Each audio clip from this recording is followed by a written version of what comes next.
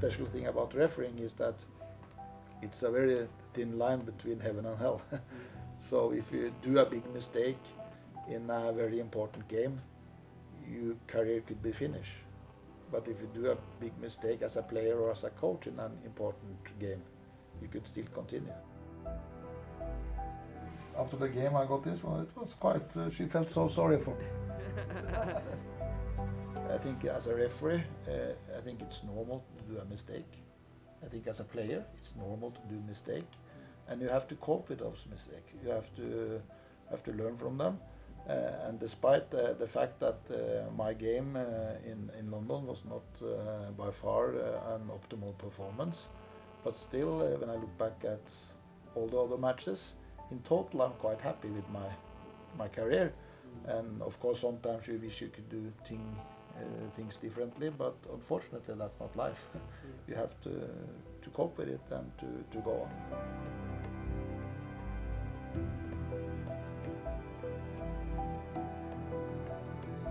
So you think that match stops you getting into the World Cup, in your opinion? Yeah, I think so. When you have a match like that with a lot of controversial situations, with that kind of reaction from the players, you have something that is marked on you. Every team wants to go to the final. It was the second league. It was 0-0, so one goal would have a lot of power in a way. So together with my referee team, we were very aware of the fact that this would be a difficult match to referee, and we were very aware that this would be a great challenge for us. Of course, as a referee, you are always disappointed when you don't perform, and I was of course very disappointed here as well. I got a telephone call that a lot of media people were outside my house together with the police, so I didn't drive home because since I was not allowed to talk to the media, I just had to go somewhere else. But I never felt threatened, I never felt unsafe, but of course I was more concerned about my family. At that time I got a lot of death threats and I got a lot of abuse on my mails and in the social medias, but I was never scared. In football and in sport in general, it's a lot of emotion. So I think it's important that we acknowledge a different kind of emotion, but we can't accept every kind of behavior, of course.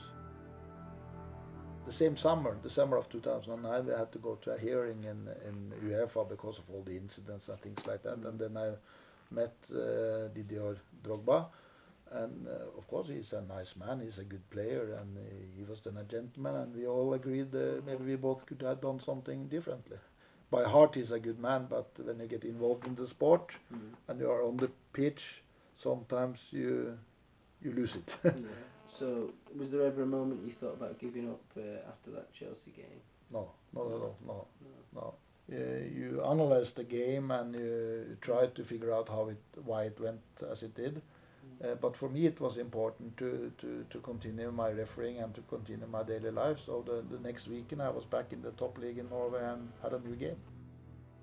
I found the field of psychology quite interesting, not because of the refereeing, but because of the human mind and things like that. So then I decided to try it out, and when I started then at the university, I found it quite interesting. So I thought that maybe this can be a career, and then I continued to study it for 6 more years.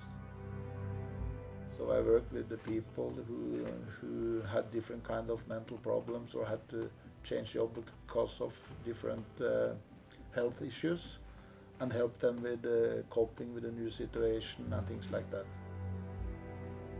Did you enjoy the camaraderie, as a group? Yeah, definitely. The dressing room atmosphere before the game, you build up to the match, the tension. When you stay in the corridor, you hear the Champions League music. After the game, when you have the debriefing, the trips, the memories together, that I can miss sometimes. Well, that was a good time, it was a great memory, but I miss more the camaraderie and the friendship and sometimes the kick of the matches. Will you watch that game, Chelsea versus Barcelona over 2 legs coming up in the Champions League? If I have the time, I would like to watch it. I don't know if I have the time on that evening, but of course that would be a good game to watch.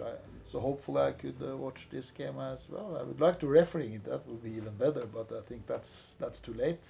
But I will watch it and maybe also referee it a little bit from my chair back home.